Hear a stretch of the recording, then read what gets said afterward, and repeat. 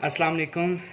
मैं मोहम्मद वकास और आज जो है हम एक नया टॉपिक स्टार्ट करने जा रहे हैं। 10th क्लास फ़िज़िक्स है। टॉपिक इसका पहला है simple harmonic motion and waves, जो कि इस चैप्टर का नाम है।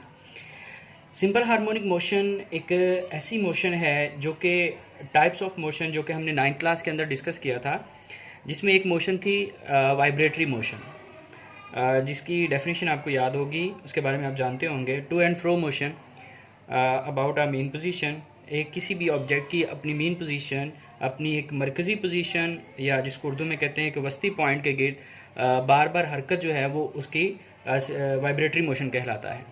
तो सिंपल हार्मोनिक मोशन भी उससे मिलती जुलती ही एक मोशन है, और ये जो वाइब्रेटरी मोशन की एक स्पेशल टाइप है।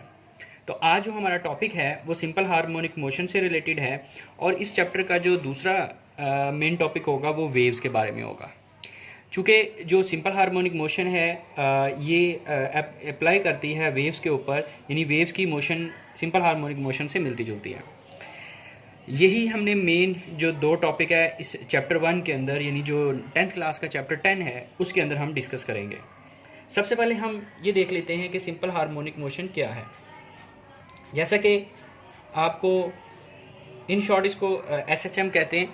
तो जैसे कि अभी मैंने आपको इंट्रोडक्शन में बताया कि सिंपल हार्मोनिक मोशन एक वाइब्रेटरी मोशन ही की टाइप है, उसी की ही एक तरह से एक एग्जांपल इसकी भी ले सकते हैं, जिस तरह से हमें वाइब्रेटरी मोशन की एग्जांपल है। अब इसको अंडरस्टैंड करने के लिए, इसको समझने के लिए हम एक छोटी सी एग्जांपल लेते हैं। वो एग्जांपल इस तरह से है कि सपोज़ आपके पास कोई भी एक अपने एक स्प्रिंग है, वो आपके पास है, और उस स्प्रिंग को आपने किसी भी एक सॉलिड ऑब्जेक्ट के साथ अटैच किया है।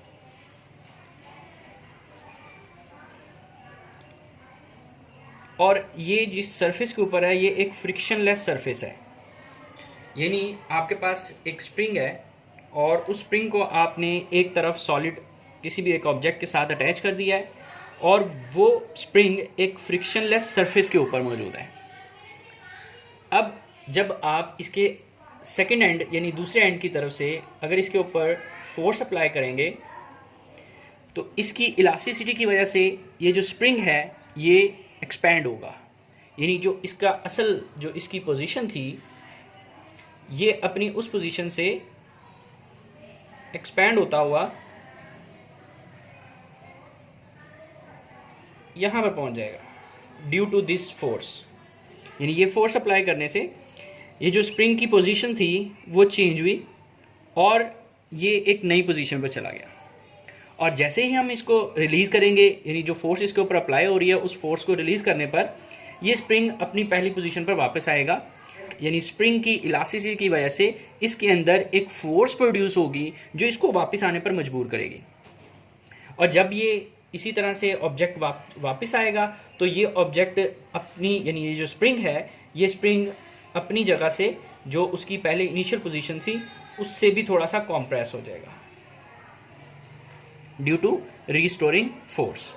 तो अब जब ये ऑब्जेक्ट, अगर हम ये एक फ्रिक्शनलेस सरफेस पे है जिसकी फ्रिक्शन जो है वो आइडियल हम ये कहते हैं कि नहीं है, ज़ीरो है, तो ये जो स्प्रिंग है ये कंप्रेस होगा, एक्सपैंड होगा, कंप्रेस होगा, एक्सपैंड होगा, और जो इसकी एक पोजीशन थी, सपोज इस पोजीशन को हम कहते हैं, ये जो इसकी एक मीन पोजीशन थी, इसकी वस्ती पोजीशन थी, ये अपनी इस मीन पोजीशन के टू एंड फ्रो आगे पीछे हरकत करेगा।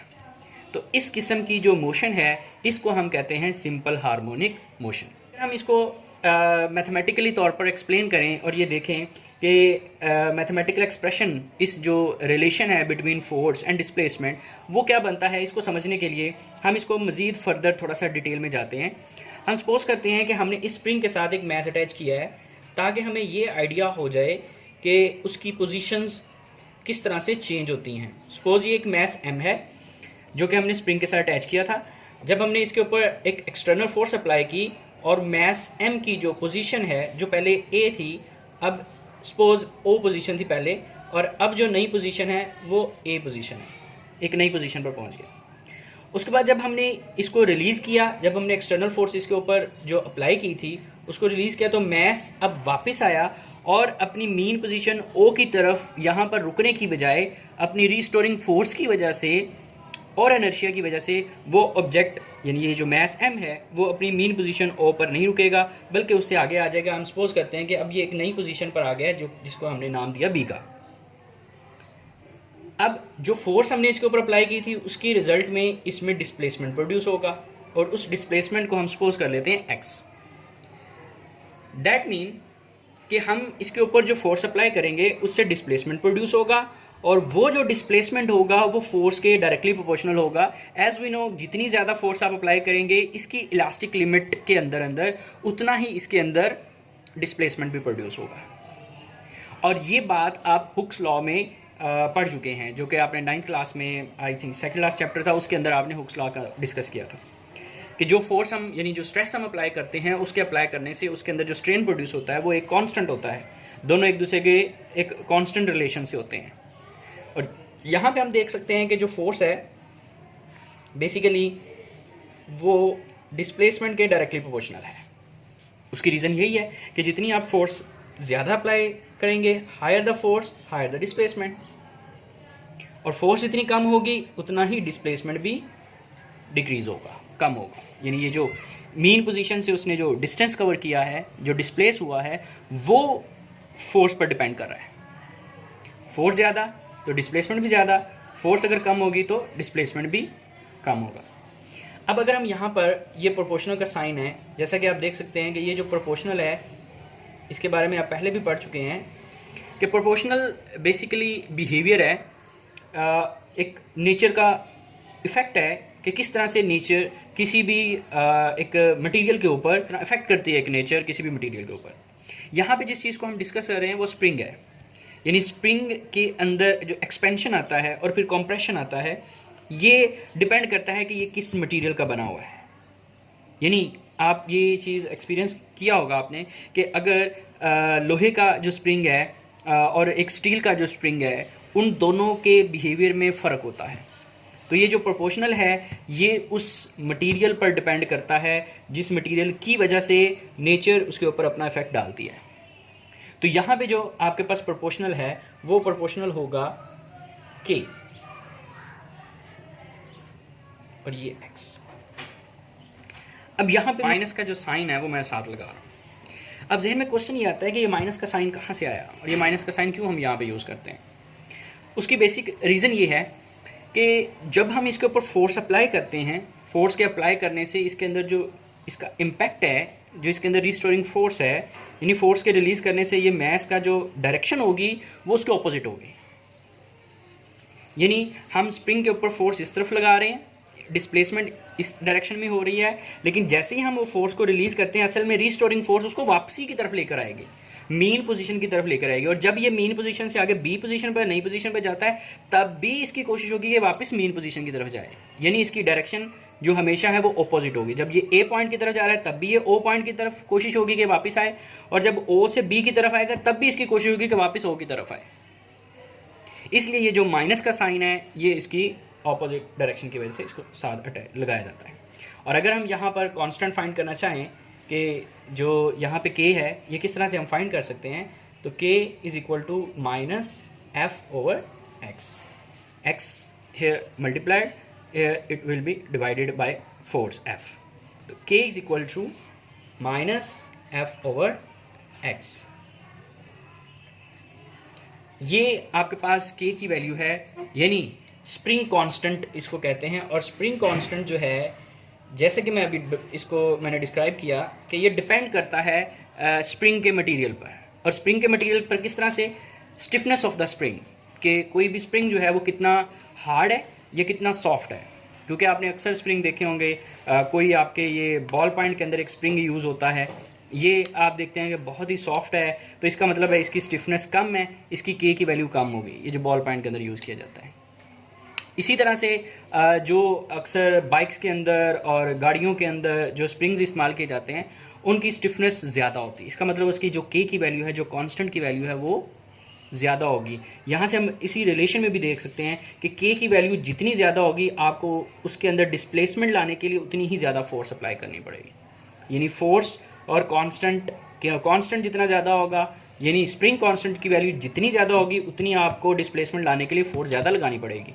डिस्प्लेसमेंट, अगर आप एक फिक्स फोर्स लगाते हैं, जैसे जिस पेन के ऊपर आपने एक फोर्स लगाई है, इतनी ही फोर्स अगर आप किसी हार्ड स्प्रिंग के ऊपर अप्लाई करेंगे तो जो डिस्प्लेसमेंट होगा वो बहुत कम होगा। Inversely proportional displacement spring constant के है। स्प्रिंग कांस्टेंट जितना ज़्यादा होगा डिस्प्लेसमेंट उतना कम होगा, स्प्रिंग कांस्टेंट जितना कम होगा डिस्प्लेसमेंट उतना ज़्यादा होगा एक फिक्स फोर्स के होते हुए। तो ये मैथमेटिकल एक्सप्रेशन था स्प्रिंग कांस्टेंट का, फोर्स का और डिस्प्लेसमेंट का रिलेशन। अब हम देखते हैं कि ये जो हमने न्यूटन सेकंड लॉ पढ़ा था, हमने अब देखना है कि इसके अंदर जो फोर्स के अप्लाई करने से जो डिस्प्लेसमेंट आया और उसकी वजह से ये जो एक्सेलरेट हुआ, इसकी वेलोसिटी में जो चेंज आया, वो किस तरह से रिलेट करता है। अब हमने इसका रिलेशनशिप देखना है। उसके लिए as we know force according to the Newton second law, F is equal to ma, force is equals to mass into acceleration, ठीक है। और यहाँ पे हम देख रहे हैं force is equal to minus K X, so हम यहाँ पर इसको कंपेयर करेंगे, force is equal to minus K X. According to the Newton second law, force is equal to mass into acceleration. According to this equation, this statement F is equal to minus K X. जब हम इन दोनों को compare करेंगे सो हमारे सामने एक equation बनेगी ma is equals to minus K X. हमने इन दोनों को यहाँ पे कंपेयर किया तो ma is equal to minus K x.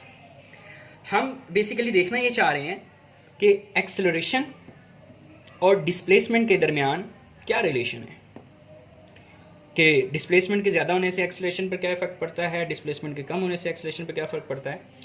अच्छा, तो यहाँ पे अब हम देखते ये हैं कि a is equals to minus K X over m।